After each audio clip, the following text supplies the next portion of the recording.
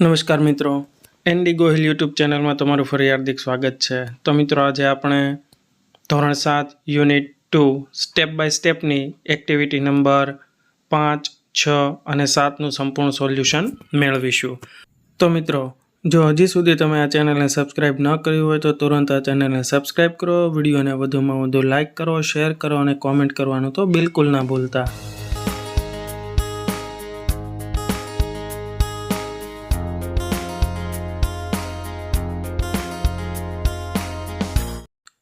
Activity 5. Study the form. Fill in the details. Your teacher will help you. એટલે કે અહીં આપણને students bank of ઇન્ડિયાનું એક form આપેલું છે, તેની આપણે વિગતો ભરવાની છે, જેની અંદર તમારા શિક્ષક તમારી મદદ કરશે. અહીં આપણને સેલ્ફ અથવા ફર્સ્ટ એપ્લિકેન્ટ માટે કેટલીક સૂચનાઓ આપવામાં આવી છે, જેમ કે સૌથી પહેલી, please fill up in block letters only and use black ink for sign. Please leave one box blank between two words. Tick the appropriate boxes. એટલે કે બધા જ અક્ષરો બ્લોક એટલે કે પહેલી એબીસીડી અથવા કેપિટલ અક્ષર કરવાના છે અને બે શબ્દો વચ્ચે એક ખાનું ખાલી રાખવું અને જરૂરી જગ્યાએ જરૂરી ખાનામાં ટીક માર્ક કરવું. બીજી સૂચના છે, fields marked asterisks are not mandatory. એટલે કે જે જગ્યાએ આપણને સ્ટારની એટલે કે ફૂદડીની નિશાની આપી છે તેઓ ફરજિયાત નથી. ત્રીજી સૂચના છે, please fix a passport size photograph in the box provided. Also enclose another photograph for the affixing in the passbook. એટલે કે એક પાસપોર્ટ સાઇઝનો ફોટો ચોંટાડો અને બીજો ફોટો પાસપોર્ટ સાઇઝનો ફોટો છે તે સાથે જોડો, જે તમારે પાસબુકમાં જોડાઈને આવશે. ચોથી સૂચના છે, for opening account of minors where proof of identity or address is available, the same will be provided by father or mother and natural guardian. એટલે કે માઇનોર્સ માટે એટલે કે નાના બાળકો માટે કે જેઓ 11 વર્ષથી નીચેના છે એ બાળકો માટે ખાતું ખોલાવવું હોય તો તેના માટે આઈડેન્ટિટી પ્રૂફ એટલે કે ઓળખ માટેના જે આધારો છે તે માતા પિતાના આધારો અથવા જે તેમના વાલી હોય તેમના આપવાના રહેશે. પાંચમી સૂચના છે, in case of illiterate customer left hand thumb impression to be affixed and verified. એટલે કે પાંચમી સૂચનામાં કહે છે કે જો ખાતેદાર અથવા ગ્રાહક છે તે અભણ હોય તો તેના માટે સહીની જગ્યાએ ડાબા હાથના અંગૂઠો કરાવવો અને તેની ઓળખ પણ કરાવવી. ત્યાર પછીનો વિભાગ છે પર્સનલ ડિટેલ્સ એટલે કે અંગત માહિતી, જેની અંદર કસ્ટમર ટાઈપ એટલે કે કયા પ્રકારનું ગ્રાહક અથવા કસ્ટમર છે, public, staff, senior citizen, minor, તો તેમાંથી જે લાગુ પડતું હોય તે દર્શાવવાનું. માઇનોર એટલે કે નાનું બાળક, સિનિયર સિટીઝન એટલે કે વૃદ્ધો માટે, પબ્લિક એટલે કે સામાન્ય ખાતું અને સ્ટાફ એટલે કે જે બેંકના કર્મચારીઓ હોય તેમના માટે. તેના પછી નીચે આપણે જોઈએ તો તેની અંદર મિસ્ટર, મિસ અથવા મિસિસ જે લાગુ પડતું હોય તેની અંદર આપણે ટીક માર્ક કરવાનું રહેશે. ત્યારબાદ આપણે જોઈ શકીએ છીએ કે ભાઈ કેટલાક આપણને નેમ એવી બોક્સની લાઈન આપી છે, તેની અંદર આપણે ઉપર સૂચના આપી એ પ્રમાણે એક ખાનામાં એક અક્ષર લખી અને આખું નામ વ્યવસ્થિત લખવાનું છે, જેમાં સૌથી પહેલાં ફર્સ્ટ નેમ લખ્યું તેની અંદર આપણું નામ આવશે, ત્યારબાદ મિડલ નેમ તો તેની અંદર આપણા વાલીનું અથવા પપ્પાનું નામ આવશે અને અંતમાં આપણી અટક આવશે. એના પછી આપ્યું છે name of father or husband or Guardian. તો તેના અંદર પણ સૌથી પહેલાં ફાધર, હસબન્ડ અથવા ગાર્ડિયનનું નામ, ત્યારબાદ એમના પિતા અથવા વાલીનું નામ અને અંતે અટક. ત્યારબાદ આપેલું છે ડેટ ઓફ બર્થ એટલે કે જે આપણી જન્મ તારીખ હોય તે લખવાની રહેશે અને એમાં પણ એક ખાનામાં એક અક્ષર.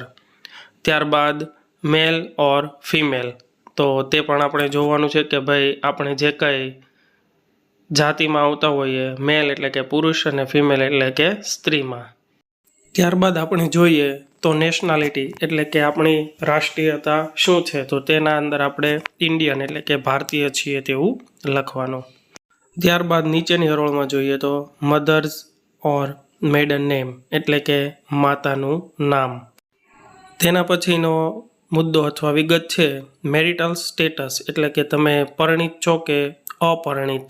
તો તેમાં પહેલું છે મેરિડ એટલે કે પરિણીત, બીજું છે અનમેરિડ એટલે કે અપરિણીત, અને અધર્સ એટલે કે તમે જો વિધવા હો અથવા વિધુર હો અથવા બીજું જો કંઈ પણ હોય તો તે પ્રમાણે. ત્યાર પછીની વિગત છે યુઆઈડી એટલે કે ત્યાં તમારે તમારો આધાર કાર્ડ નંબર નાખવાનો છે, અને અથવા જો તમે નાના બાળક હોય અથવા નાના બાળકનું ફોર્મ ભરતા હો તો તેના માતા પિતા બંનેમાંથી એકના આધાર કાર્ડ નંબર દર્શાવવાના રહેશે. ત્યાર પછીની વિગતો છે કોરસ્પોન્ડન્સ એડ્રેસ એટલે કે પત્ર વ્યવહાર માટેનું સરનામું.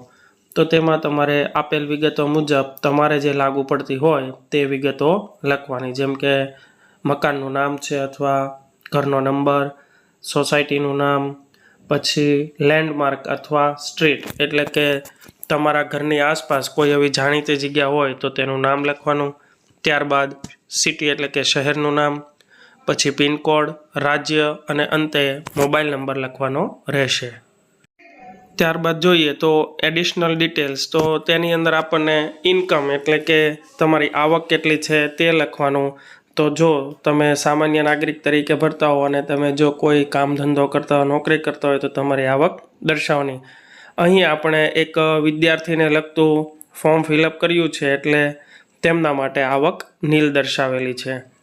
ત્યારબાદ રિલિજિયન એટલે કે જો હિન્દુ હોય તો હિન્દુ, મુસ્લિમ હોય તો મુસ્લિમ, જે પ્રમાણે હોય તે. કેટેગરી તો તેના અંદર જનરલ, ઓબીસી, એસસી, એસટી જે આવતું હોય તેમાં ટિક કરવાનું. એજ્યુકેશનલ ક્વોલિફિકેશન એટલે જે કાંઈ તમારો અભ્યાસ હોય કરેલો તે પ્રમાણે તમારે એમાં ટિક માર્ક કરવાની રહેશે. ઓક્યુપેશન ટાઈપ એટલે કે તમારો હોદ્દો શું છે, તમે શું કાર્ય કરો છો, સેલરીડ, સેલ્ફ એમ્પ્લોયડ, બિઝનેસ, રિફાર્ડ અથવા સ્ટુડન્ટ અથવા અધર્સ એટલે કે તમે જે કામ કરતા હો એ પ્રમાણે તમારે ટિક માર્ક કરવાનું. પછી તમે જો કોઈ નોકરી કરતા હો, કોઈ કામ કરતા હોય તો એ પ્રમાણે તમારે ઓર્ગેનાઇઝેશન્સ નેમ એટલે કે કંપની અથવા તમારી દુકાન હોય તો તેનું નામ, અને ડેઝિગ્નેશન એટલે કે ત્યાં તમારો હોદ્દો શું છે તે લખવાનું રહેશે.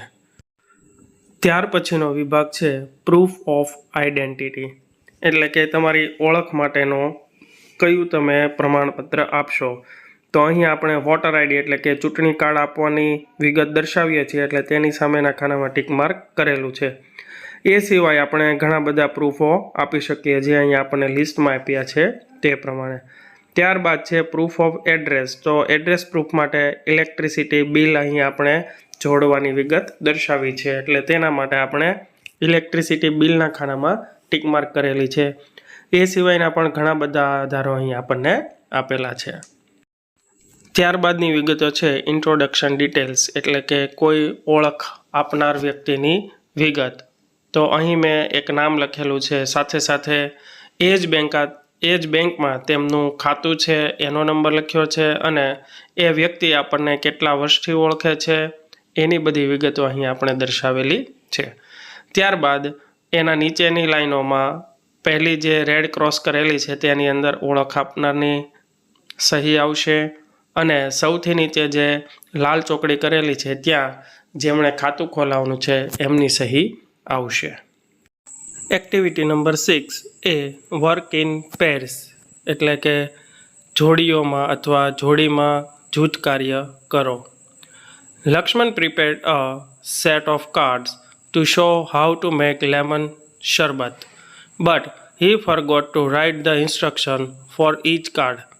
Write the instruction in the blanks. એટલે કે લક્ષ્મણે લીંબુ શરબત બનાવવા માટેનો એક કાર્ડનો સેટ તૈયાર કર્યો હતો, પણ તે તેની અંદર સૂચનાઓ લખતા ભૂલી ગયો.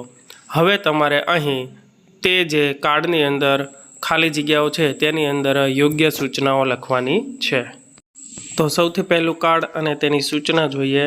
મિક્સ વેલ એટલે કે પાણીની અંદર ખાંડને નાખી અને બરાબર હલાવો, એને ઉમેરો. ત્યાર પછીનું બીજું કાર્ડ છે કટ એટલે કે cut the lemons into half એટલે કે લીંબુઓને અડધા અડધા કાપો અથવા બે ભાગ કરો. ત્રીજું કાર્ડ છે ટેક આઉટ સીડ્સ, એટલે કે tech out the seeds from the glass, એટલે કે ગ્લાસમાંથી લીંબુના બી છે તે બહાર કાઢો. ચોથું કાર્ડ છે પોર, એટલે કે પોર સમ વોટર ઇન ગ્લાસ, એટલે કે ગ્લાસમાં થોડું પાણી નાખો. પાંચમું કાર્ડ છે એડ, એટલે કે તેની સૂચના છે એડ 1 સ્પૂન ઓફ શુગર, એટલે કે તેની અંદર 1 ચમચી ખાંડ નાખો. ત્યાર પછીનું છઠ્ઠું કાર્ડ છે એડ, એટલે કે એડ અ લિટલ સોલ્ટ, એટલે કે તેની અંદર થોડું મીઠું નાખો. સાતમું કાર્ડ છે સ્ક્વીઝ, તો તેની અંદર આપણે જોઈ શકીએ છીએ કે ભાઈ લીંબુ નીચોવવાનું કામ થઈ રહ્યું છે. તો તેની સૂચના છે squeeze each half piece into the water, એટલે કે લીંબુના દરેક ભાગને અથવા અડધા ભાગને પાણીની અંદર નીચોવો. Activity 6B, arrange the sentences, read the process of lemon sharbat, એટલે કે આગળની એક્ટિવિટી 6A ની અંદર આપણને જે ચિત્રો અને વાક્યો આપ્યા છે તે આડાવળા ક્રમના છે. તેને આપણે સાચા ક્રમમાં ગોઠવી અને લીંબુ શરબત બનાવવા માટેની જે રેસીપી છે અથવા એની પ્રોસેસ છે તે જાણવાની છે. તો તેમાં સૌથી પહેલું સ્ટેપ છે Lakshman poured some water in the glass, એટલે કે લક્ષ્મણે પ્યાલામાં થોડું પાણી રેડ્યું. બીજું સ્ટેપ છે he cut the lemons into half, એટલે કે તેણે લીંબુને અડધા ભાગમાં કાપ્યા અથવા એક લીંબુના બે ભાગ કર્યા. ત્રીજું સ્ટેપ છે he squeezed each half piece into the glass, એટલે કે તેણે દરેક અડધા ટુકડાને પ્યાલામાં નીચોવ્યા. ચોથું સ્ટેપ છે he took out the seeds from glass, એટલે કે તેણે પ્યાલામાંથી બી બહાર કાઢ્યા. પાંચમું સ્ટેપ છે he added some sugar, એટલે કે તેણે થોડી ખાંડ ઉમેરી. ત્યારબાદ છઠ્ઠું સ્ટેપ છે he then added a little salt, એટલે કે પછી તેણે સ્વાદ અનુસાર થોડું મીઠું ઉમેર્યું. અને સાતમું સ્ટેપ છે he mixed the શરબત વેલ, એટલે કે તેણે શરબત સારી રીતે સંમિશ્રિત કર્યું અથવા ભેળવ્યું. Activity 6C, answer the following questions, એટલે કે નીચે આપેલા પ્રશ્નોનો જવાબ આપો. તેમાં પહેલો પ્રશ્ન છે what did Lakshman use to mix sugar, એટલે કે લક્ષ્મણે ખાંડ ભેળવવા માટે શેનો ઉપયોગ કર્યો? તેનો જવાબ છે Lakshman used a spoon to mix sugar, એટલે કે લક્ષ્મણે ખાંડ ભેળવવા માટે ચમચીનો ઉપયોગ કર્યો. બીજો સવાલ છે how much sugar did Lakshman add, એટલે કે લક્ષ્મણે કેટલી ખાંડ ઉમેરી? તેનો જવાબ છે Lakshman added 1 spoon of sugar, એટલે કે લક્ષ્મણે 1 ચમચી ખાંડ ભેળવી અથવા ઉમેરી. ત્રીજો સવાલ છે when did Lakshman use a spoon, એટલે કે લક્ષ્મણે ચમચીનો ઉપયોગ ક્યારે કર્યો? તેનો જવાબ છે Lakshman used a spoon to take out the seeds, to add sugar, to add salt and to mix the sharbat, એટલે કે લક્ષ્મણે બીજ કાઢવા, ખાંડ ઉમેરવા, મીઠું ઉમેરવા અને શરબતને ભેળવવા અથવા સંમિશ્રિત કરવા માટે ચમચીનો ઉપયોગ કર્યો. ચોથો સવાલ છે what did Lakshman do after squeezing the lemon, એટલે કે લક્ષ્મણે લીંબુ નીચોવીને શું કર્યું? તેનો જવાબ છે after squeezing the lemon Lakshman took out the seeds from the glass, એટલે કે લીંબુ નીચોવીને લક્ષ્મણે પ્યાલામાંથી બી બહાર કાઢ્યા. પાંચમો સવાલ છે why did Lakshman add salt in it, એટલે કે લક્ષ્મણે તેમાં મીઠું શા માટે ભેળવ્યું? તેનો જવાબ છે Lakshman added salt for taste, એટલે કે લક્ષ્મણે સ્વાદ માટે મીઠું ઉમેર્યું. એક્ટિવિટી 7, રીડ ધ પ્રોસેસ, એટલે કે અહીં આપેલ જે પ્રણાલી છે અથવા પદ્ધતિ છે તેને વાંચો. તો આપણે તેનું પઠન કરીએ. Materials: half cut plastic jar, 2 screws, copper wire, 2 test tubes, dry battery cells or 6 volt battery. Sulphuric acid એટલે કે સામગ્રી કઈ કઈ જરૂરી છે તે અડધી કાપેલી પ્લાસ્ટિકની બરણી, 2 ખીલીઓ, તાંબાનો તાર અથવા wire, 2 test tube, battery cell અથવા 6 વોલ્ટ બેટરી અને સલ્ફ્યુરિક એસિડ. હવે આગળ જોઈએ પ્રોસિજર એટલે કે પ્રણાલી અથવા પદ્ધતિ. તો તેમાં પહેલું સ્ટેપ છે take a plastic jar, cut into half as shown the picture. Make 2 holes at the bottom of the jar. Fit the screws into the holes. Remember, there should not be any water leakage. એટલે કે ચિત્રમાં બતાવ્યા પ્રમાણે પ્લાસ્ટિકની બરણી લો, અડધી કાપી લો. બરણીના તળિયે 2 છિદ્રો બનાવો. છિદ્રોમાં 2 ખીલી અથવા સ્ક્રૂ ફિટ કરો. યાદ રાખો, પાણીનું લીકેજ ન હોવું જોઈએ. ત્યાર પછીનું બીજું સ્ટેપ છે join the other ends of the screws with a battery or a dry cell. This is our voltameter. એટલે કે ખીલીઓના બહારના છેડા બેટરી અથવા સેલ સાથે જોડો. આ આપણું વોલ્ટામીટર છે. ત્રીજું સ્ટેપ છે now fill half the voltameter with pure water. એટલે કે હવે અડધું વોલ્ટામીટર ચોખ્ખા પાણીથી ભરો. ચોથું સ્ટેપ છે add 4 or 5 drops of sulfuric acid. એટલે કે સલ્ફ્યુરિક એસિડના 4 થી 5 ટીપા નાખો. પાંચમું સ્ટેપ છે water will become a good conductor. એટલે કે પાણી વીજળીનું સારું વાહક બની જશે.